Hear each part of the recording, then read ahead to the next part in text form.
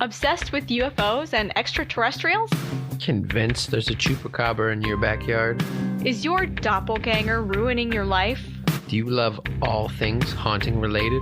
If you answered yes to any, or none of these, then these are the mostly sensical, slightly drunken ramblings for you? Question mark? I'm Emily. And I'm Joel, and we're the hosts of Drink Drunk Dead. Join us, our two cats, Emma and Otto, and our house ghost, every week as we have a few drinks, discuss all things paranormal, and raise a toast to our ghosts.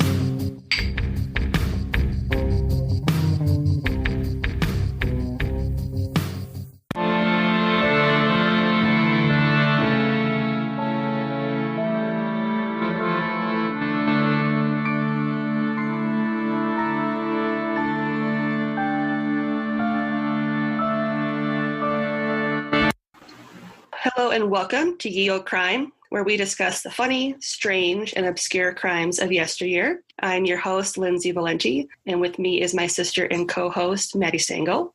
Hello.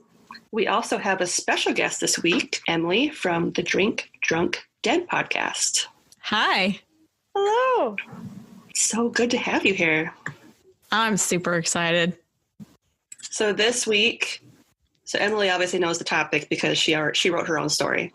But we are talking about cults. I haven't gotten to cover any on my show yet, so this is kind of fun. Oh, I'm ready. So do we want to go old school first, or do we want to let our guest go first? I think we should let the guest go first, don't you? Yes, ladies first. I mean, we're pretty boring. So. All right. So I got a fun fact for you today. Awesome. The first ever homicide, as far as we know, occurred about 430,000 years ago to a pre-modern human. So those are the not Homo sapiens. Mm-hmm. Okay. So you think like Neanderthals and some of the other. Mm-hmm. Scientists found skull fragments in what's known as the Pit of Bones in northern Spain. Sounds like a great place to vacation. I know. Let's go see the pit in Spain, honey. I wonder what the ratings were. On Yelp. Not great. Old Yelp. It's dark and there's a lot of dead people here. They pieced together the fragments of the skull, and when they did it, they found that it looked like it was fractured twice with a blunt instrument.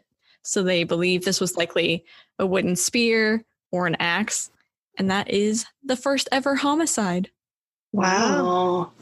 We went old for you. I wonder what they did to deserve it. Right. I was just going to say, I wonder what they said or did. Or if it was like a, oops, well, since you're down. I tripped and my axe just fell on them twice. I don't know what happened. It's crazy. Accidental axings happen all the time. They happen all the time. Hear about them in the news every day. Yeah. Right. At least they were already in the pit, so you didn't have to move It does make it easy. Yeah. Yeah. You just You're already down there. Just leave them? Maybe push them off and roll them off to the side? Do you think they just walk them up to the edge of the pit and they're like, I haven't liked your attitude this week. Gunk. Gone. They're like, hey, can you see and count how many bodies are in the pit? Oh, sure. They're just like, hey, do you want to see this really deep hole? Sure. Every man ever is, yes. What is down there? Why don't you try peeing on it? I'm going to stand behind you, and I'm going to hit you on the back of the head. Works every time. Mm-hmm. If they can pee on it, they will. Yeah, this is true.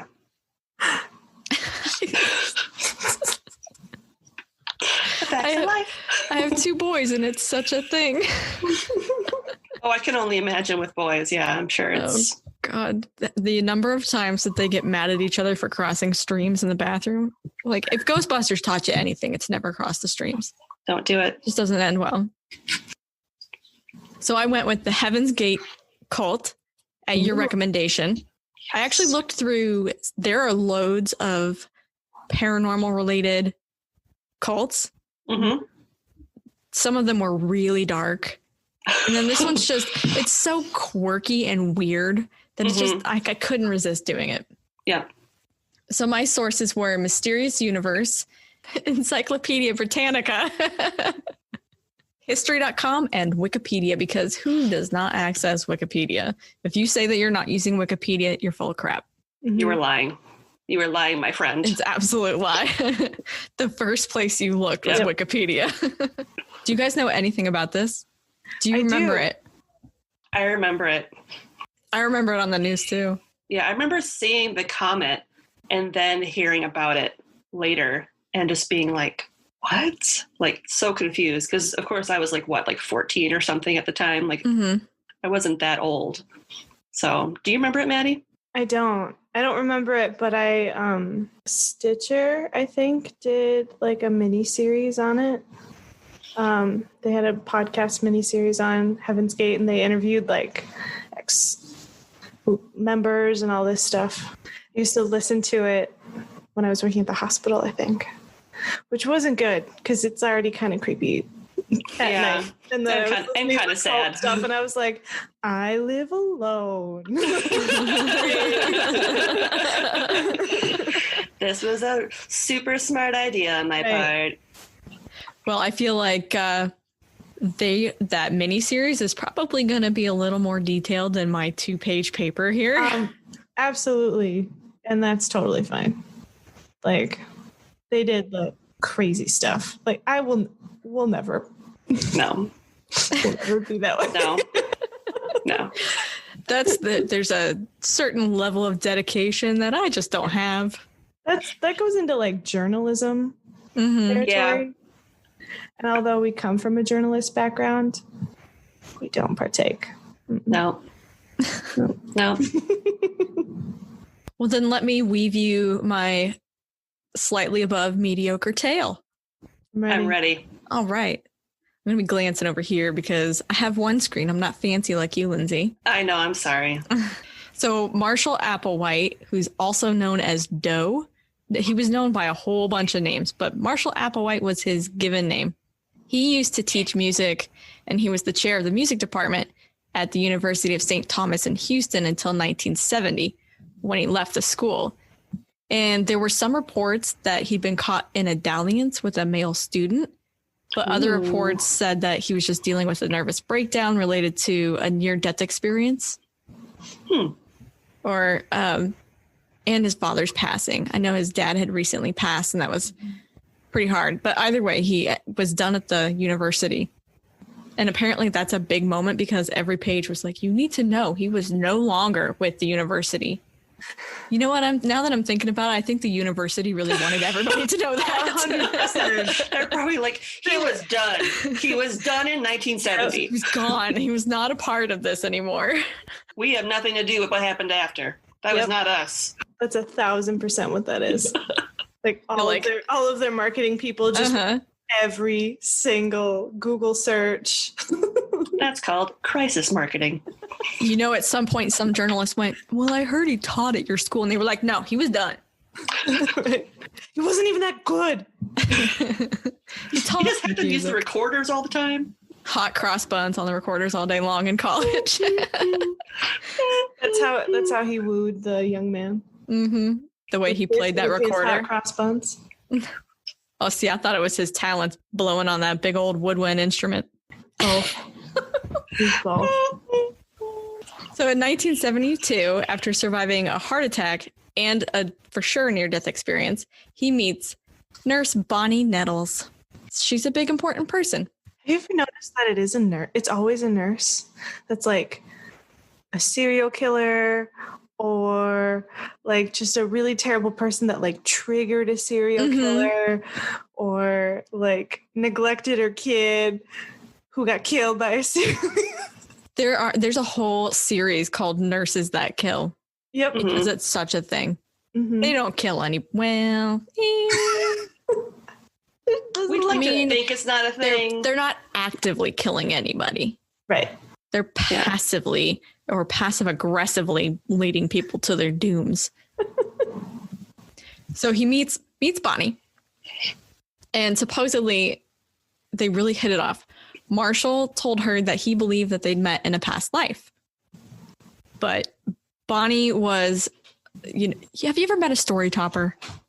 Yes. Yep. Bonnie was a story topper. She was like, no, it wasn't a past life. I've been told by extraterrestrials that you and I are on some kind of divine mission and we're going to save everybody. Oh my God. And That's he was quite like, are you fucking serious? He was so about it. He's like, what? My dad died. Now I'm going to save the world. My dad died. I almost died. And then there are extraterrestrials that are just telling me that I'm this god. This is great shit. It's all coming together. Things are coming up, Millhouse. I want to know why the extraterrestrials tell you that you're on a divine mission. Like, how did those two meet? Yeah. What's their definition of divine?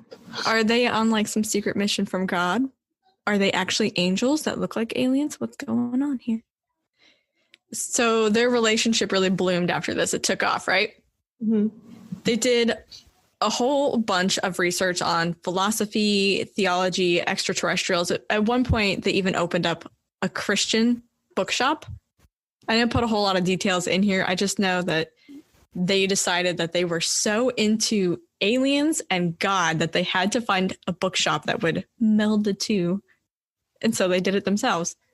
That is a divine mission. I wonder, did it say what it was called? Yes, and I don't remember. I didn't take down notes on the bookshop because it was kind of a blip on most of the pages. It's just, hey, they own this bookshop. It's like an asterisk or something. Mm-hmm. Scientology's step cousin, maybe? It seriously sounds like it. It's like close, but like there's L. no Ron Hubbard and Sons. Yet. He worked, he got kicked out or left because he did bad things, naughty. Mm-hmm. And then he met Bonnie and they think there's something special. So they are doing all this research, especially with their bookstore, that leads them to believe that they are prophets of, or like these divine messengers. Mm-hmm. And they became convinced that they were the two that are mentioned in the book of Revelation. Do you guys know who the two are? Yeah. I don't know who they are. I had to look it up. So for those of you who are like me that don't know who the two are or aren't that familiar with the Bible, which I think is probably like 90% of the US these days. Seriously, yeah. They are the two witnesses. They're two of God's prophets who were seen by a vision of John Patmos. Never heard of them. But they're supposed to be these really incredibly powerful beings that are kind of almost like gods in their own right. And importantly, in the Bible, the two are resurrected by God after their deaths at the hands of the beast. Oh, yeah. And then they ascend to heaven on a cloud. So those are some important things that carry over into the beliefs of Marshall and Bonnie as they go down their crazy whirlwind of a cult road. Mm-hmm. Marshall and Bonnie decided that the cloud was actually a spaceship because it's a logical leap, and that God was an alien being. And that's why those extraterrestrials said, you're on a divine mission. There you go. Also a logical leap. Yes. Right. So taking it even further, Mysterious Universe says that they believed the extraterrestrials would one day come down to Earth to harvest humans. And the only way to avoid this fate was to ascend to heaven, which they called the next level, and become immortal, perfect beings. So you need to level up, basically. Yeah, they do. They need to level up. It sounds like a game of Mario Kart. Mm-hmm.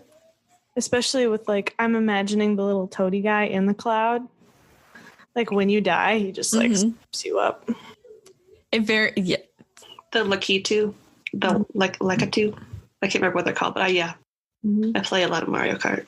They're like grumpy about it. He's got the little fishing hook. Me. I don't think these two were inspired by Mario Kart, but maybe Mario Kart was inspired by them. Maybe. Just saying. You never know. Imagery is similar. I mean, it's got glasses. Maybe one of them has glasses. I don't know. Bonnie had glasses. I saw pictures of him. I was not digging that deeply into Bonnie. She's there and she's important, but it really is more Marshall's. Mm-hmm. This is his car. He's steering. Yeah. She helps a lot, but he's like the silent partner. Yeah, she definitely was an important player in the cult for a long, long time, but the end of the cult occurred without her there, and so he's the most important player to focus on. Yep. If that makes sense. Yeah. So they've decided that they're really special. Don't we all? But like any good cult leader, they're working really hard to try and convince other people of their truth. But unsurprisingly, no one was really into it for quite a while. They were like, you too? Okay, yep. Come knocking on my door. Thank you. No, thank you. Right. So they met in 1972. It wasn't until 1975 that they started to get any followers. That's a rough 3-year patch. Yeah. Especially when you think you're on a mission and nobody's listening to you. Woof. I mean, what's your line to win people over with that? Hi, I'm ordained by God. I will save your soul from the human harvest of the aliens. Would you like to come see my spaceship? That should have been their opening line. Sure, how do you get there? Oh, you got to kill yourself, but you know, it's a short trip. But it's fun. You're leveling up.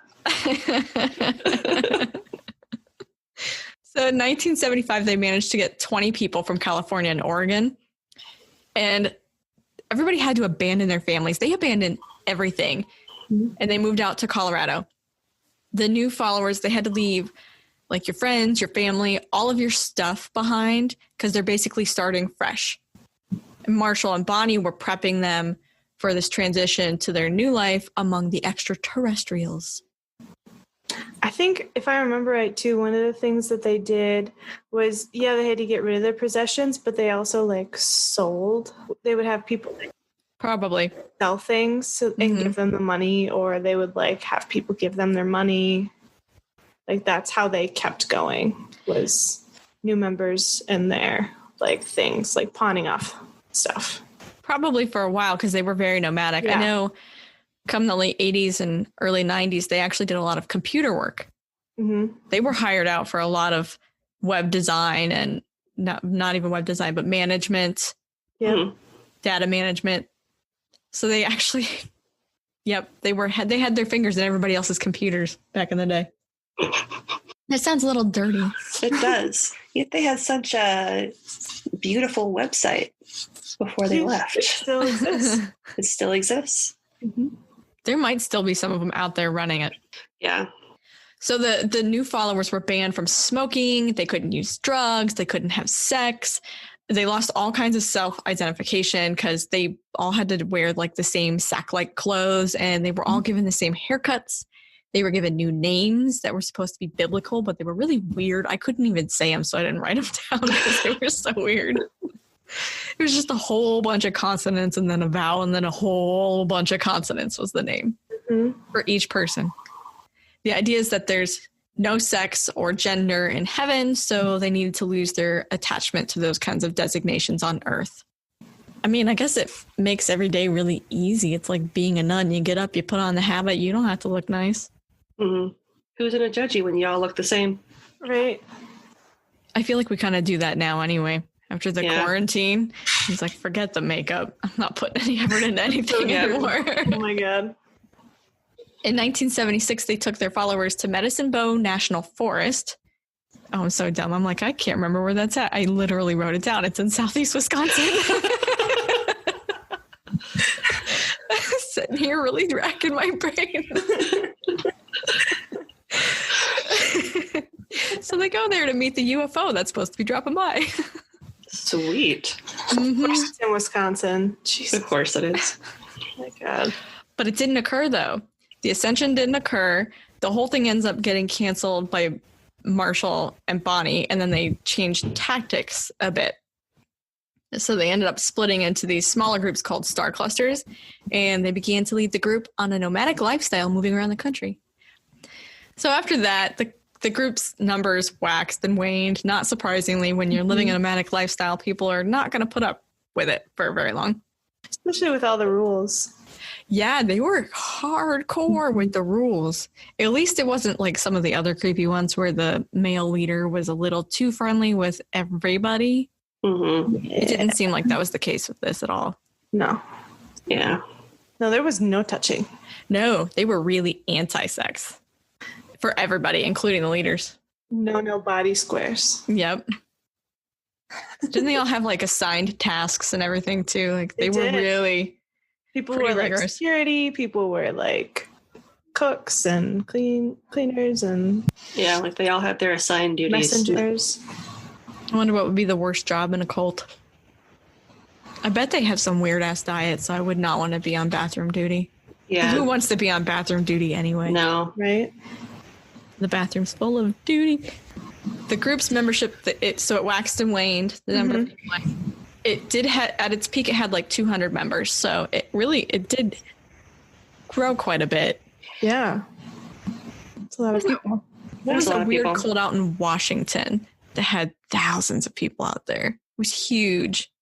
Oh, it's the one in that documentary series you watched. Wild Country. Wild Country, yeah. Mhm. I can't remember what they were called. They were Yeah. kooky. They were. They all wore maroon. So, like I mentioned before, the conditions of living in the group are really, really strict. They're not supposed to have friends within the group. Like, they really needed to be isolated because Marshall was paranoid as fuck that someone was going to try to overthrow him or assassinate him. Can I curse on your show? Yes, you curse on my shirt. Yeah, I'm sure you curse. I'm Please do. positive I heard you curse. Yep. Yeah, we definitely have. Heavens to Betsy, no. I have never cursed on this show. I declare. That gives me the vapors. He's paranoid AF, and it probably made it harder for people to maintain interest in the group for long. So that's probably a big part of why the membership was like rolling with the homies.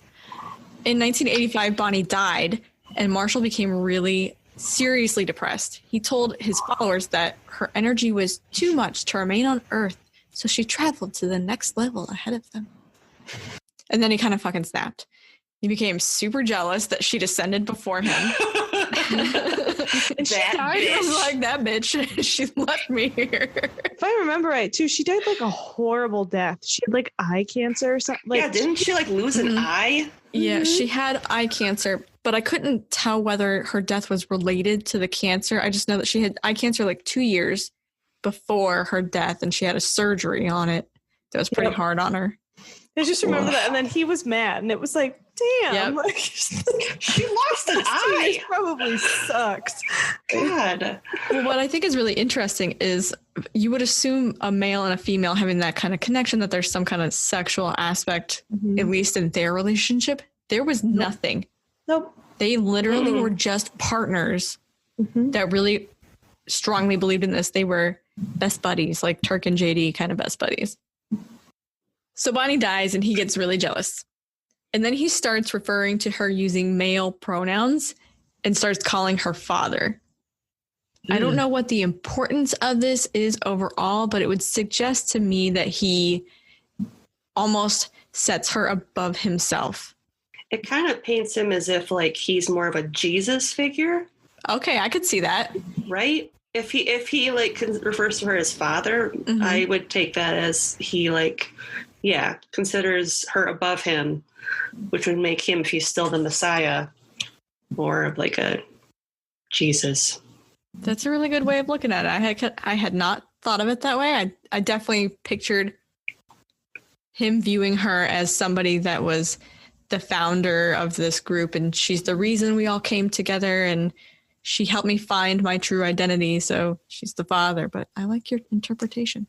I don't know. I kind of see it as he called her father because of like the traumatic loss of his dad's death too. Oh yeah, Kind of circled Maybe. back.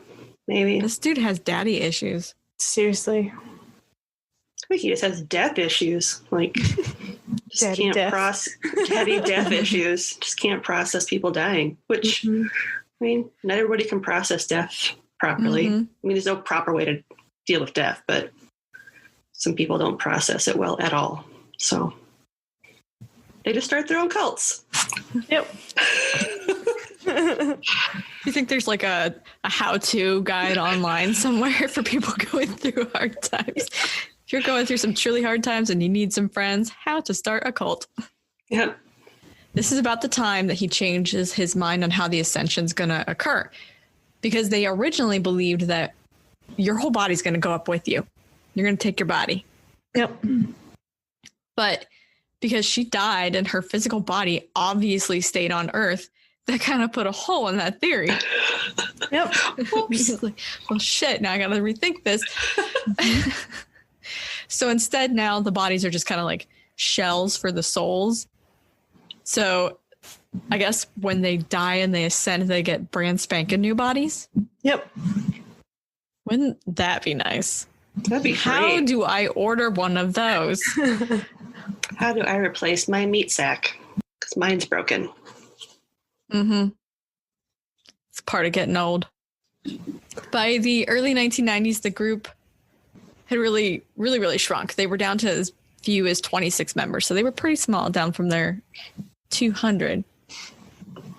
Marshall had really started to freak out.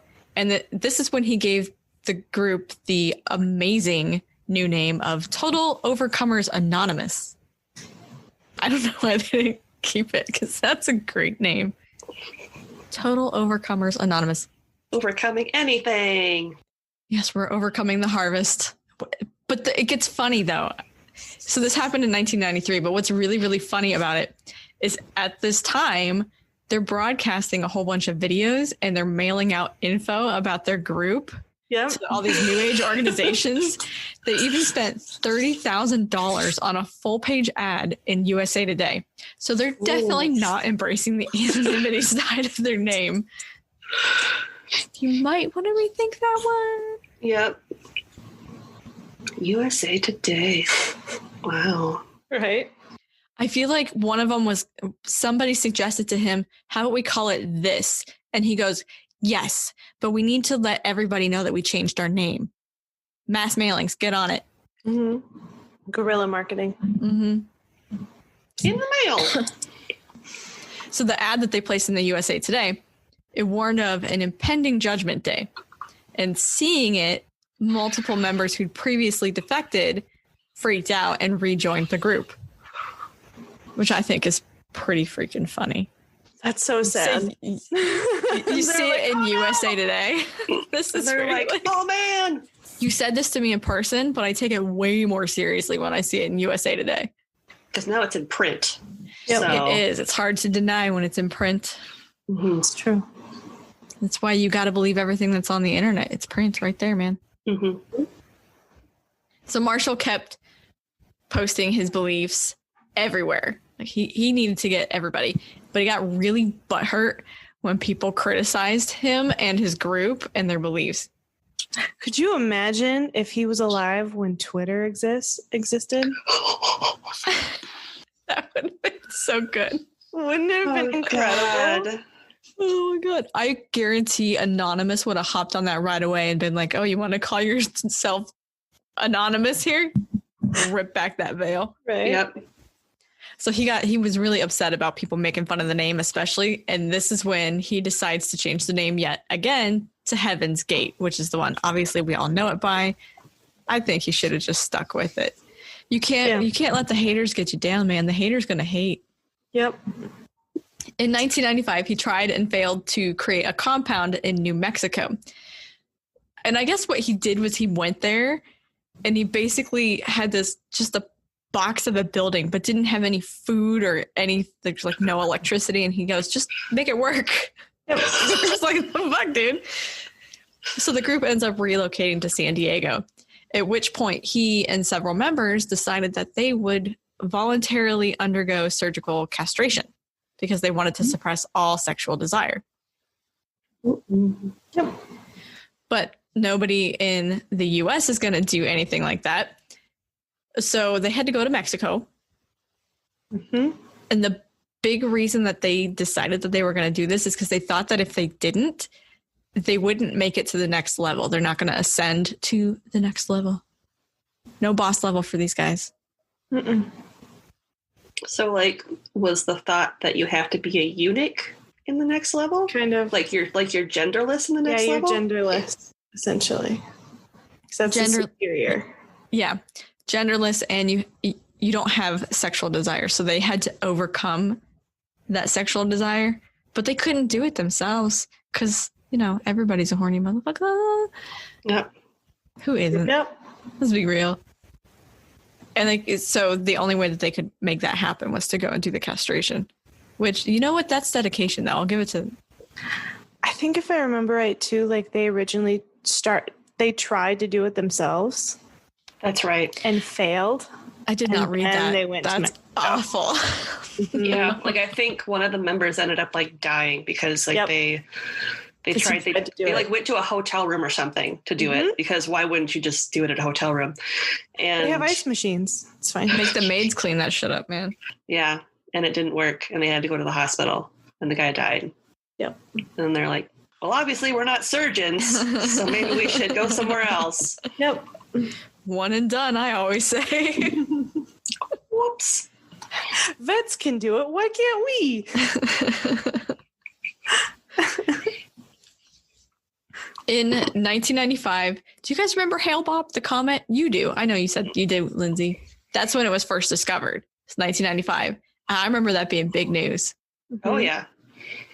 Because it was supposed to be in the sky for several months. Like, it was just this slow-moving sucker that you could see for ages. Mm-hmm. Upon hearing about it, the group became convinced that there's a UFO behind the comet and that Bonnie is on the ship.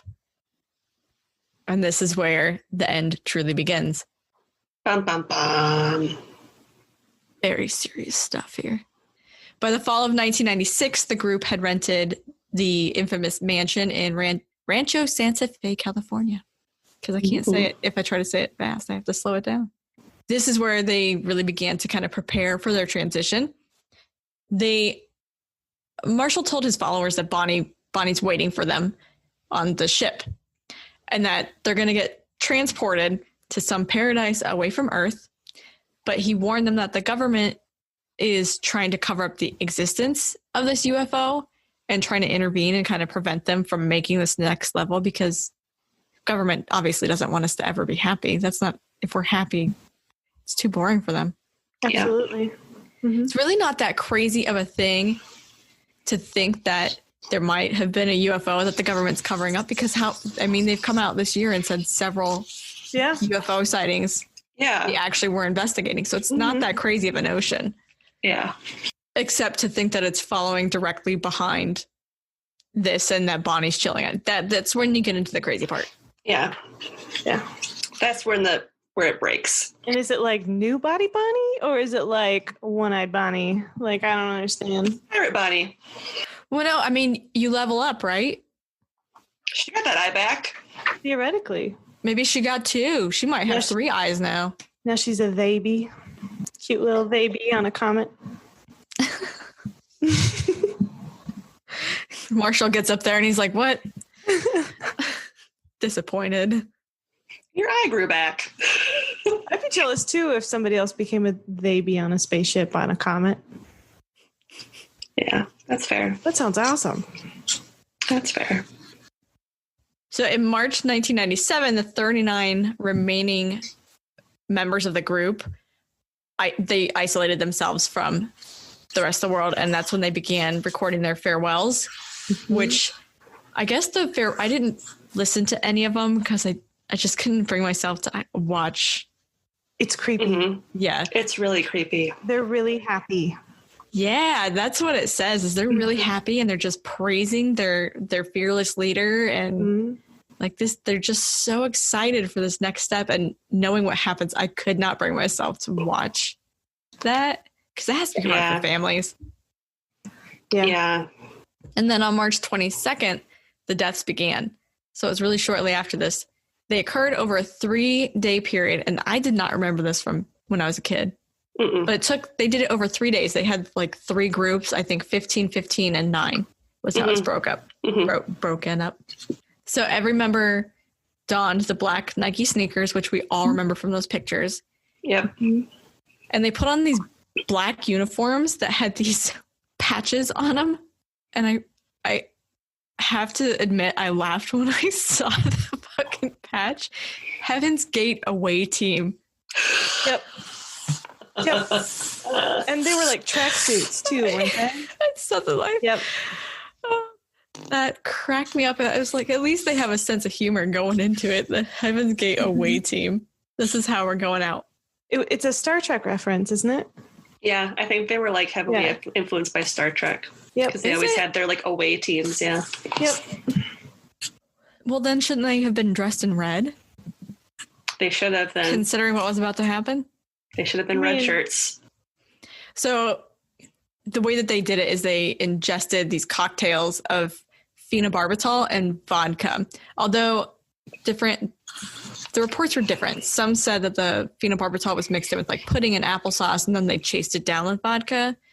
Other places seem to suggest that the phenobarbital and the vodka were mixed together.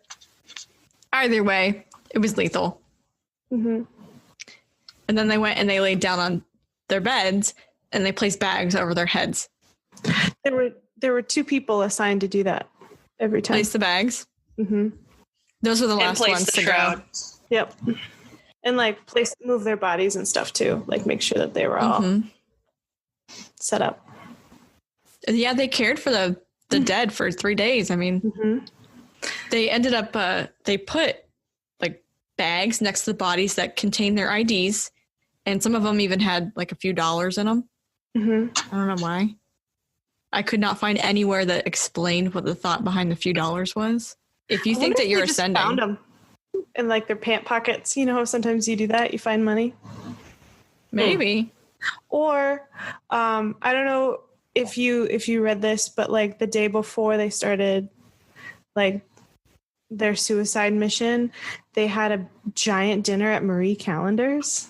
That's funny. No, I didn't read that. I read that they had some like celebratory dinner. That was like their last meal at Marie Callender's. And they all had the same exact thing.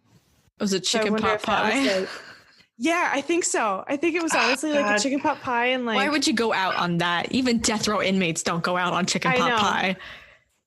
I know, but that's what they chose. Maybe the money was like the change from that dinner. Or maybe they just forgot the tip. There's a note. Leave this for the waitress at Marie Callender's. Here's a tip. Go up in space and tomorrow. See, I was just thinking that maybe they had that extra cash. Like maybe there's a rest stop on the way up to Ascension. You got to stop. Everybody has to have money for snacks. Yeah.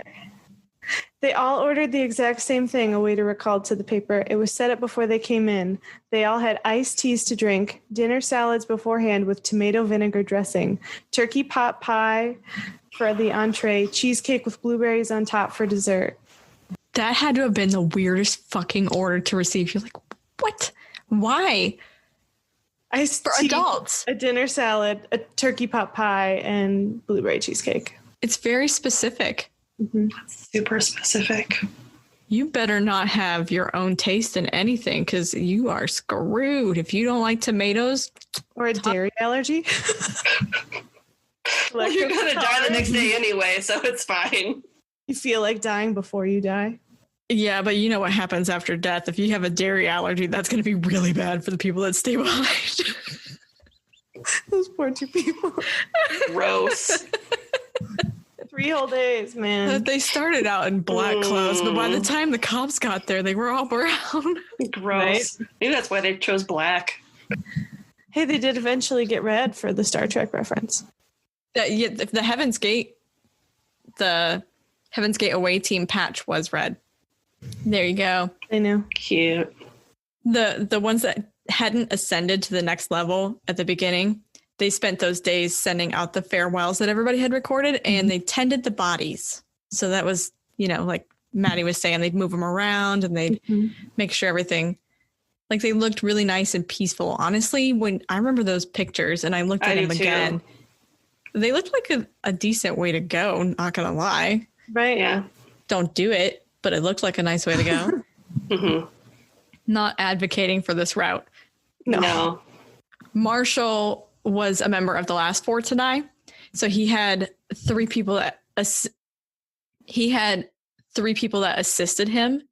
So I think that they got him kind of like propped up. He was pretty old at this time, and he was convinced that he was dying of cancer, which he wasn't. He probably thought he had cancer like Bonnie. Yeah. Because he wanted to be a baby. He wanted to emulate her.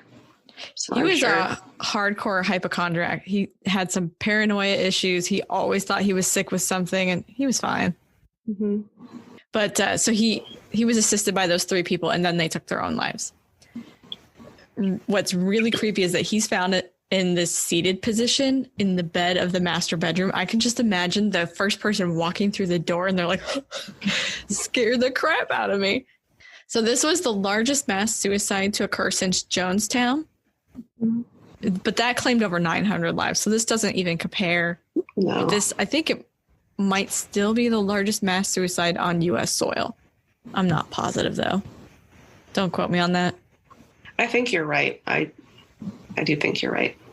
I can't. I feel like that if there had been something bigger, it would have made the news and I would remember it. Yeah.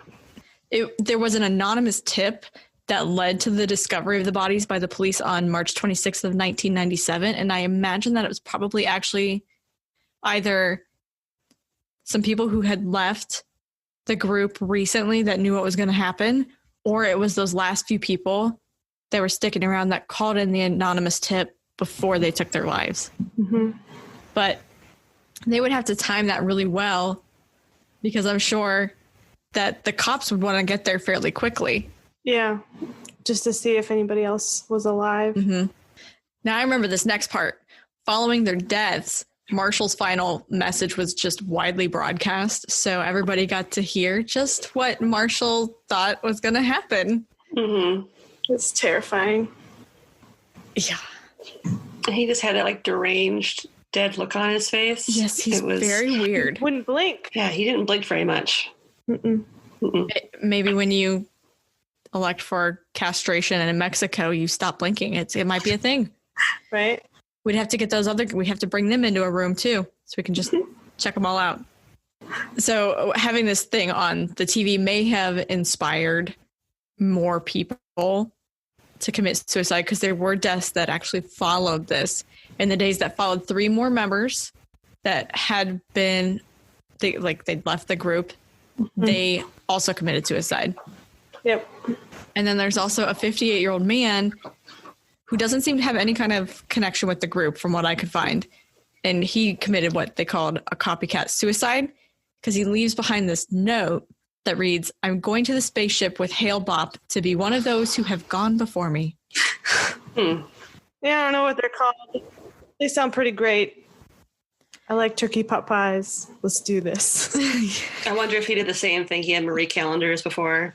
He was just like, this is very good. Only at home. He's made it in the microwave. Yeah. But you can't get a good blueberry cheesecake anywhere. If he doesn't have a Marie Callender's close by, he's disappointed. Yeah. That's true. Oh. So, being me and being a weirdo. I'm interested. You have me. So, you would think everybody's going to think that these guys are total nutter butters, right? Mm-hmm. Extraterrestrials, there is no freaking UFO. You don't have a mission from God, right? So I looked to see whether there had been any UFO sightings in the U.S. in March of that year. Oh. There were thousands of people that saw the infamous Phoenix lights in March of that year. Whoa. It was shortly before. It was March 13th. So they were seen over Arizona, Nevada, and Sonora, Mexico. And like I said, seen by thousands of people. There are loads of accounts of these things, including the governor of Arizona. Wow. So what people saw that night was they saw the 2 distinct light anomalies, depending on where and when they saw them. There was one that was a triangular formation of lights, and it was moving. And then there's like this stationary line of lights that's just kind of like this. Creepy. That's creepy. Yeah.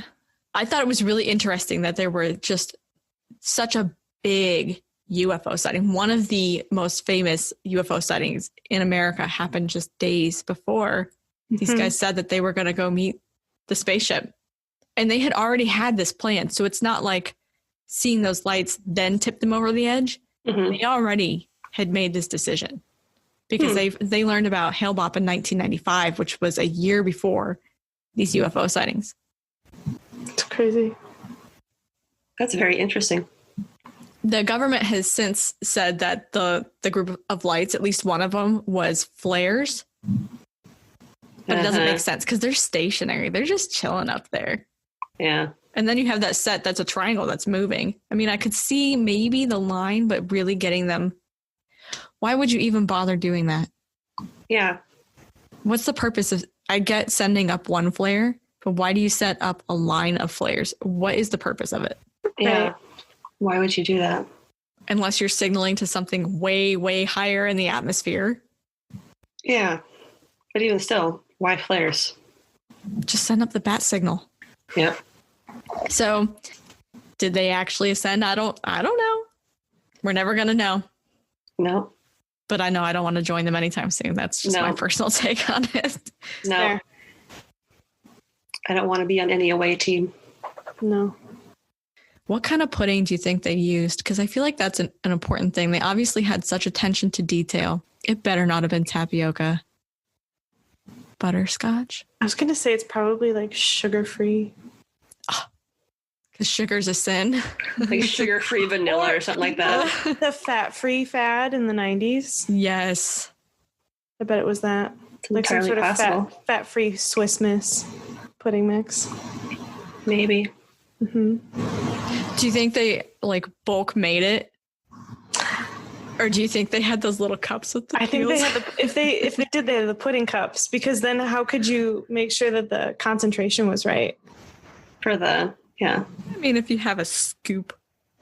Yeah, but if you're making a batch, like maybe one scoop is way more lethal than the other scoop. This is true. Boy, that guy went awfully quickly. Right. Yeah. We couldn't even get him on the bed. That is the Heaven's Gate cult. Nice. Wow. Good job. Yeah. Mine's going to be kind of boring. I'm interested. Is it the first cult in the U.S.? Yes, this is the first Doomsday cult in the United States. Ooh. Are there non-doomsday cults? Well, I guess Yes. there are satanic cults, so. Yep. Okay. So I wrote today about Johannes Kelpius and the hermits of the Wissahickon. Wow. They're Oh my hermits. I'm so Please ready. tell me you have to say Wissahickon a whole bunch. I do. And the best thing about my notes is it's so much German that I had to write everything out no. phonetically Oh because no. otherwise I wouldn't be able to say it. This is going to be gold. So information for this was pulled from a 2011 Hidden City article by John Vidumsky, a 2015 Chestnut Hill local article by Kevin DeCiani, Philadelphia Oddities website, an article on the History Society of Pennsylvania website by David Ahern, an Atlas Obscura article, and Wikipedia, because it's always on Wikipedia. Every time. Mm-hmm. I had to pick something in my home state. I did. This for you. This goes out to you. Wink. There's so many woods in Pennsylvania. There's plenty of room for cults. Yep. I'll be interested to hear if you actually know where this one is as we start going through it. Okay. So links to all of these articles will be included in the show notes. And as I said previously, there's a lot of German in this. I do not speak German, even though I took 2 years of it in high school. I remember 0. So if I say something wrong, I apologize. Please don't hate me, Germany. How do you say cubby in German? I don't know. Correction, cubby. Correction, cubby. I'll tell you next week. Okay. So we're going to talk about America's first doomsday cult, which was led by German immigrant Johannes Kelpius in Pennsylvania. And we're going to go over his history, the forming of the sect, and the downfall. So Johannes was born Johann Kelp in 1667 Dang. near the town of Schiesburg, Transylvania. Wait, Schiesborg? Schiesburg. I wasn't sure if you said cheeseboard or Schiesborg. Schiesburg. Oh. It could be Cheeseboard. I don't know. Right. I like cheese board. By Cheeseboard, Transylvania, which has since been renamed Siasora, Romania. So doesn't even matter. It could be a cheeseboard. I don't care. And while he was there, he attended several universities, including Tübingen, Leipzig, and the University of Altdorf, which was located near Nuremberg. And apparently, because this was a thing, His name was then Latinized to Johannes Kelpius, because that was a custom for scholars at the time. What was it? What? Latinized? Is that what you said? Latinized. Okay. I was like, what? You know, Vlad, Yeah. the Impaler. I don't know They what that Latinized is. his name. Right. Got it. Yep, Latin. Cool. And he was also fluent in German, English, Latin, Hebrew, and Greek. So he was a bit of a brown noser. Hebrew. That's unexpected. Right? He studied under several professors who held occult leanings. And by the time he was 22, he had received his master's in theology and published several works. And while at university, he'd been drawn to Pietism, which was initially formed in reaction to the more formal Orthodox Lutheranism. But this term has some heretical and esoteric Christian ideas. Ooh. So Pietism is a movement within the Lutheran faith where members focus on the biblical doctrine and individual piety and living a vigorous Christian life. A vigorous Christian life. How do you become a vigorous Christian? Christian is definitely exhausting. Yeah. So it originated in Germany in the late 17th century and was built on the premise that personal transformation could be made through spiritual rebirth and renewal, individual devotion, and piety. So basically, this is the principle that like Mennonites and the Amish base their religions off of. If you Okay. want something modern day to like compare pietism to. Okay. So, That is pretty vigorous, yeah. I mean, they churn butter every day. right? So Kelpius became a follower of Johann Jacob Zimmermann, who was a mathematician, astronomer, and cleric. Zimmermann led the Chapter of Perfection, a group of Protestant monks who planned to establish a religious colony in America, because Zimmermann believed that the world was going to end in March of 1694 at, quote, the edge of the wilderness. No, it ends in March 2020 in the US. Right. Yeah. A little too early there, bro. We never thought the apocalypse would be this slow, but here we are. Yep. Just took a few centuries. It's fine. Yep, a few years off. So Zimmermann negotiated with William Penn in the province of Pennsylvania to obtain land for him and, quote, the Society of the Woman in the Wilderness. So that's what they were calling their society. What, it was Society of Perfection before? It was like the Chapter of Perfection, but now they're going based off of the name, the Society of the Woman of the Wilderness. Well, if we're going to talk about perfection, women are, so This is That's true. true. makes You're sense. not wrong. So shortly before they left, Zimmermann died suddenly in Rotterdam, and Kelpius became the group's magister or leader. So in February of 1693, Kelpius and his 40 monks boarded the Sarah Maria Hopewell, and once they arrived and disembarked at Bohemia Landing, Maryland on June 23rd, they made their way to Philadelphia and Germantown. They then proceeded to Wissahickon, where they established a regular program of meditation and private study near the present-day Hermitage Mansion. Do you know what that is? Where that is? Well, I know where Hermitage, PA is. I don't know if the Hermitage Mansion is in Hermitage, PA. If this is all still near Philly, then I'm not that familiar with that area. Okay. If they moved west, I can tell you. Sort of. Okay. So Kelpius, his order became known as the Monks of the Ridge. They have like 1,000,001 names, kind of like... It's these cults. They're always changing names. They can never decide on something and just stick with it. They got to be hip and Like current. Prince. Yep. The Monks of the Ridge, and each year they celebrated the anniversary of their arrival to the New World on St. John's Eve, aka June 23rd. Isn't that like the summer solstice? Yeah, I think it is. The Yeah. longest night of the year. Yep. And legend states that Kelpius used to meditate in the stone hut that remains to this day. He decided to lead his order into the wilderness because of the belief that God and nature are one. And they even earned some new members to their group. So Conrad Matahi and Christopher Witt. But the size of their group started to decline in numbers after the end times continued to come and go. And eventually, because it was supposed to happen in 1964, or 1694. I was gonna say they were fine then. They're in good shape. And it was supposed to come, didn't. Supposed to come, didn't. And eventually, Kelpius was driven out of the commune in 1705, and he took refuge with a former member in Germantown until his death of tuberculosis at the age of 41 in 1708. TB got everybody. Yeah. And it said that Kelpius was under the delusion that he wouldn't suffer physical death, but be transferred to another plane of existence. And others have said he possessed the famed Philosopher's Stone. Oh, so he's Harry Potter. Cool. He is Harry Potter, which was thrown into the Wissahickon River upon his direction by his assistant, Daniel Giesler, prior to his death. All checks out. So that's Johannes. Now we're going to talk about the settlement, and then I'm going to go more into like the cult itself. Okay.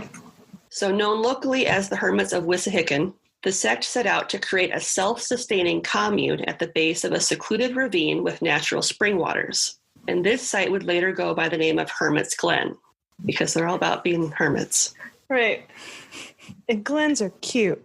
It's cute. Peaceful. Makes it sound cutesy.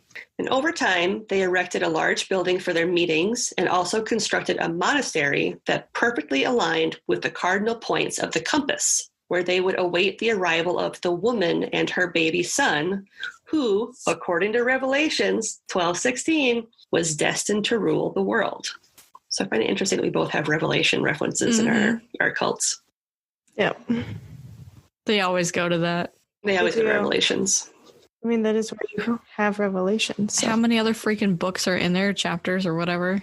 Yeah, it's the settlement boasted a large meeting house, botanical garden, and orchard. Ooh. And they also studied astronomy. I love that they had a botanical garden. Right? Were they looking out for UFOs? Well, it's interesting that you should say that. Oh, no. Because they had an observatory, which was included atop the tabernacle, and it is believed to be the first of its kind in America. Oh, that's cool. Yeah. Wow. They also built a school for neighborhood children, and they held public worship services and shared their medical knowledge with their neighbors, which included bloodletting because, of course, that's always fun. Nope. Always works. So music was also a focal point of their worship, and most of the sect members were musicians, and one of their members, that Dr. Witt that I mentioned earlier, is reported to have built the first pipe organ in America at the commune. Dang. They were busy. Right? Yeah. Making all this impressive. shit. Right? Wow. Fucking overachievers making all the other cults look bad. Right. I know. We have an observatory and a pipe organ.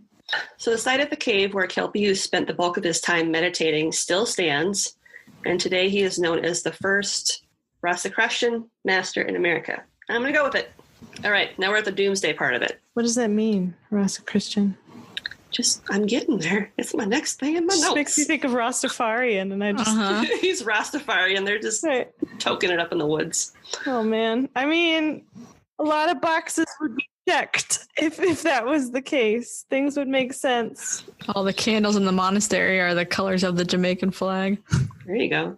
So the Rosicrucians, that's how I'm going to say it, which means rose and cross. That's boring. Anticlimactic. Rose cross. Which means Rose Cross, are a brotherhood known worldwide that claim to hold secret wisdom dating back to the ancient Egyptians. They describe themselves as a philosophical fraternal order, not necessarily a religion. So like the Knights Templar. Kinda, yeah. But like cooler because they're rose cross. Rose Cross! Rose Cross! Thorns. We're gonna prick you. I could see the stars.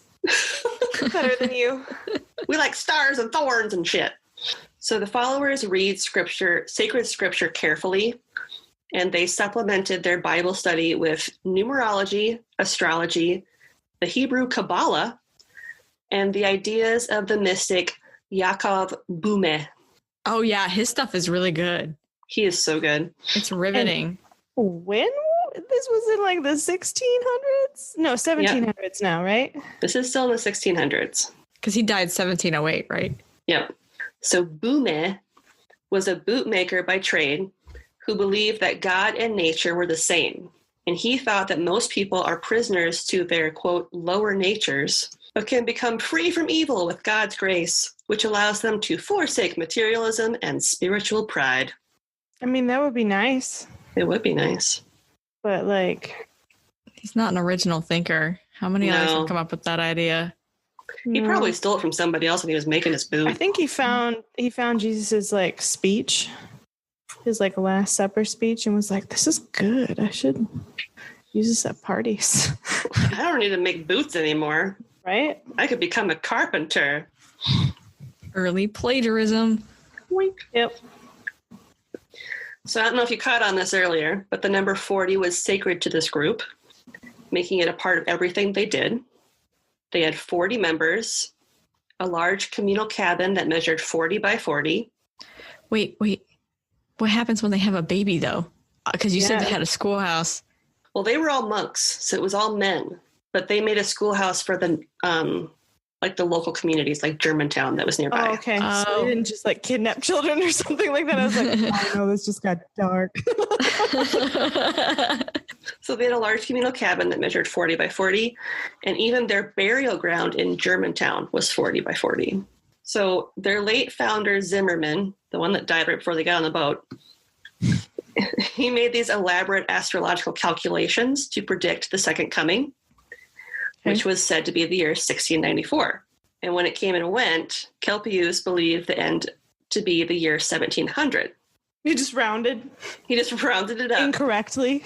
He's like, well, we'll just round it. It ran down. He's just like, 1700. We can only go up from here. I mean, this gives me some time to think about it. And he felt this belief to be affirmed by the surge of the Barbados plague in the summer of 1699. That's where the Rasta came from. There you go. Yep. But again, when the new century came and Jesus didn't, the society's members started to doubt that the world was, in fact, going to perish. And the group largely disbanded after Kelpius's death in 1708, and a majority of the members moved to Germantown to become doctors and lawyers. I love how that was the next step. Well, the world isn't ending. I'm going to be a doctor or a lawyer. Highly educated. Yeah, these people were, like, super educated. They knew, like, astrology, numerology, like, all this. So leadership fell for a time to a man named Johann Zeeling. But when he left to pursue a life of solitude, because he was like, I've been with all these 39 dudes for a super long time. I need some me time. And he was like, boom, I'm out. I would too. It fell to a man named Conrad Mattei, who I mentioned at the top. And eventually the group began to disband further to become pastors among the settlers in the surrounding areas, because at that point, living as a hermit had kind of lost its luster. It's fair. People are okay, I guess. Yep. And one of the last documented encounters with members of this cult took place in 1720 when a group of Mennonites approached them for guidance. This is the last little bit. The last surviving member, Christopher Witt, the guy that built the pipe organ, also went on to create the first oil painting in America, because he's an overachiever. Yep. And he used Kelpius as his subject. And it currently resides in the Historical Society of Pennsylvania. And upon his death on January 30th, 1765, the whole of the Hermits of Wissahickon library that he had amassed was passed on to none other than Benjamin Franklin. Oh, man, of course. That creep with his little sex dungeon. Did he put it in his sex dungeon? The painting? No, it's in the Historical Society of Pennsylvania. I already said it. Maybe he was got like his stuff, and he was like, you know what? You know where this should go? My sex dungeon.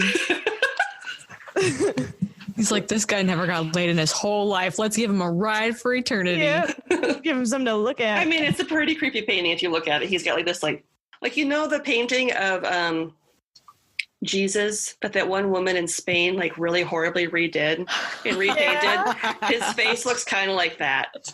Oh, like he's just sitting there and it's just like it's got like a weird smile on it. He invented the oil painting because he couldn't really paint, so he like mirrored it. He's like, "This is fine. This is working." This is where finger paints got its start. Well, who knows how old he was by the time he started doing it. He might have just been like, this looks great with my super old eyes. Right. I got cataracts. Or maybe I he can't fix that. really didn't like him. He's like, I'm going to make this sucker ugly forever. Right. He's going to look super weird. So that's the story of the first Doomsday cult that never really got off the ground. The Hermits of Wissahickon. Do you ever wonder why all these Doomsday cults get so disappointed that the end doesn't come? Why are you disappointed that the world isn't ending? I know, right? Because it doesn't seem like a lot of them, they're happy with the lives that they live in the cults. Right. Yeah. So why are they so desperate for it to be done and over? They always get so mad. They're like, God dang it, you said the world was going to end today and it didn't, and I don't believe you anymore. Well, thank you for that story. That was an interesting one. I'd never heard of that before. Yeah. Especially in my home state. Yep. So we are going to include your podcast promo in this episode because obviously. Right. Would you like to talk a little bit about your podcast since you're actually here? Sure. We get drunk and then we tell each other ghost stories. That's pretty much it. Sounds like a perfect afternoon, evening. It's a lot of fun. 2 p.m. He's getting to the point where he doesn't get spooked by this stuff anymore. It's like, come on, quit being boring. I want to scare the tar out of you. That's the whole goal. The whole reason I started this was to scare him. Yep. Yeah. We usually try to cover stories that nobody's heard of before, but I felt like you kind of need some of those big name ones every once in a while to just kind of spice it up. People like to hear what they're familiar with too. Mm-hmm. Yeah. So yeah, we encourage you to give them a listen, and we will include a link to their podcast in the show notes. If you don't listen